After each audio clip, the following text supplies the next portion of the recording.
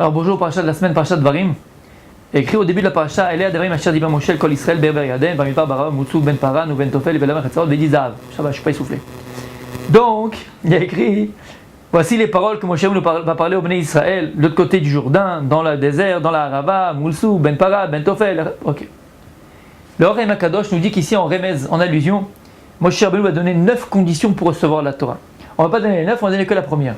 Et il dit le Oraim Akadosh, la première condition pour qu'une personne rentre dans la Torah, pour que la personne elle commence à mettre dans la Avodat Hashem, c'est quoi? Be'ever Yarden, de l'autre côté du Jourdain. Et il dit l'Ochaim Akadosh, Sheyi Elokam Edosh Abraham Avinu. Tu veux rentrer dans la Torah?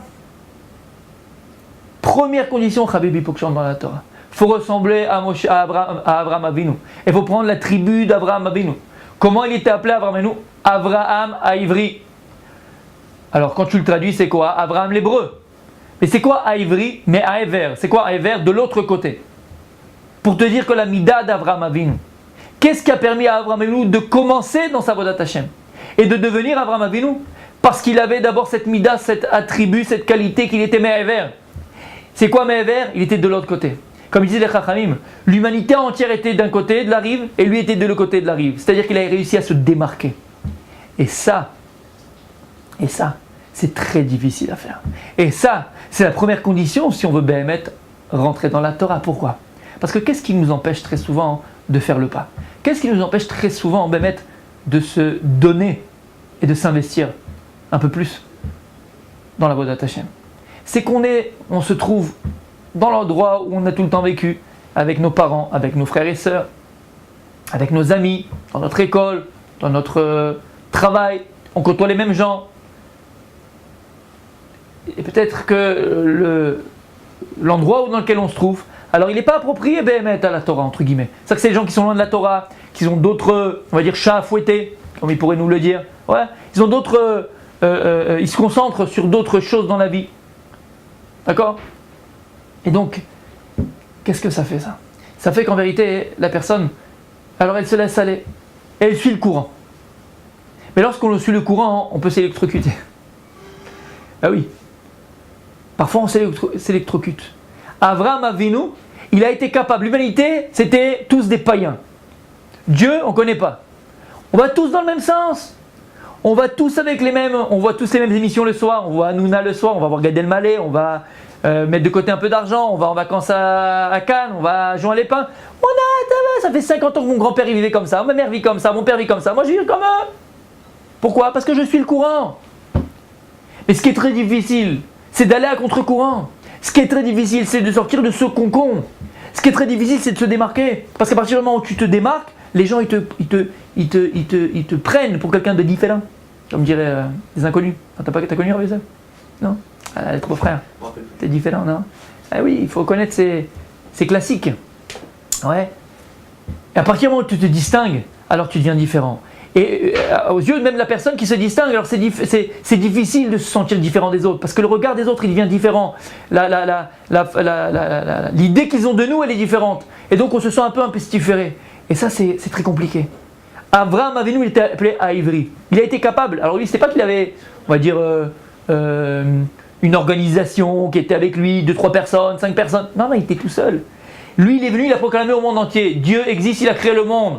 Il y a un maître dans ce monde-là, un créateur de l'univers, seul contre tout le monde. C'est cette mida. Il a eu cette force et cette capacité intérieure de se distinguer, de se démarquer des autres et d'aller à contre-courant. Et ça, il dit le Oraim Akadosh, c'est la première condition si tu veux rentrer dans la Torah. Parce que si tu as honte, si tu as peur qu'en dira-t-on, du regard des autres, tu ne peux pas avancer. Parce que tu resteras toujours à la même place, tu auras toujours le même. J'ai rencontré une fois, pas maintenant, mais une certaine, je pense il y a 2 ans de cela, j'ai rencontré une dame comme ça. Et Mamash, après un cours, elle est venue me voir et elle me dit, ça fait quelques années que je me suis renforcé, je vais à des cours, je fais ceci, je fais cela, tatati, tatata et tout. Mamash, on sentait, puis elle avait beaucoup de connaissances et on sentait vraiment dans son cœur, vraiment la sincérité et tout. Et cette dame-là, je voyais, elle ne se couvrait pas la tête. Et par rapport à ce qu'elle me disait, Ça me paraissait bizarre parce que vraiment elle faisait des choses, elle mangeait vraiment cachère comme il fallait, elle faisait attention à tout, vraiment, et ça me faisait un peu bizarre quoi de voir qu'elle n'avait pas la tête couverte. Et je me suis permis de lui dire, mais pourquoi vous ne couvrez pas la tête? Et là, hop, il y a un petit moment un blanc. Elle me dit, pour vous dire la vérité, voilà, j'ai beaucoup de mal. Qu'est-ce qu'elle me répond? Elle dit, parce que en été, d'ailleurs, à Natania, je vais toujours à la plage avec mon père, et mon père c'est mon amour, mon père c'est tout pour moi, mon père, et j'arrive pas, vis-à-vis de mon père, j'arrive pas à me couvrir la tête, parce que je me couvre la tête, je vais à la plage, et je sais pas comment il va réagir, et je lui avais sorti ça. Je lui ai dit, mais à un moment donné, Habibi, quand la cavote pour votre père, il faut l'aimer, il faut honorer son père et féminin.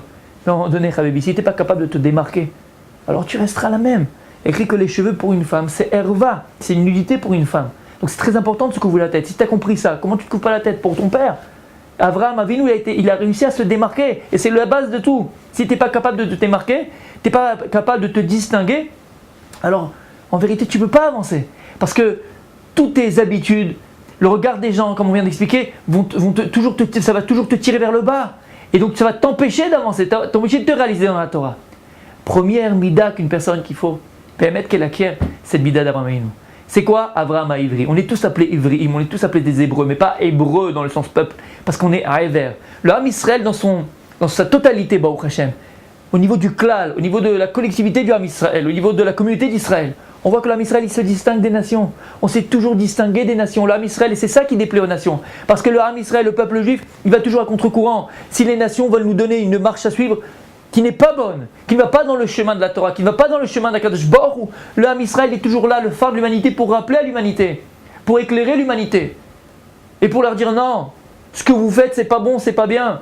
Le Ham Israël, il se distingue dans sa totalité. Et même au niveau individuel, dans ta vie personnelle. Tu veux avancer dans Avodat Hashem, tu veux faire le pas, tu es obligé de te démarquer. Chaz Shalom, c'est qu'il ne faut pas abandonner ses parents. Chaz Shalom, pas penser une seconde, une chose pareille. Abandonner ses parents, abandonner les gens, non. Mais à un moment donné, il faut un laps de temps où tu te tires de tout ça. Comme Akadosh Baruch Hu, il a dit à Abraham, Lech Lecha, il faut que tu partes. Pour te détacher véritablement, il faut que tu partes. C'est pas que tu coupes les ponts, Chaz Shalom, mais pour que tu puisses grandir, pour que tu puisses te réaliser, à un moment donné, il faut que tu sortes, que tu ailles voir ailleurs, entre guillemets, tu ailles te construire, pour après encore mieux donner aux autres, Be'ezrat Hashem. Shabbat Shalom.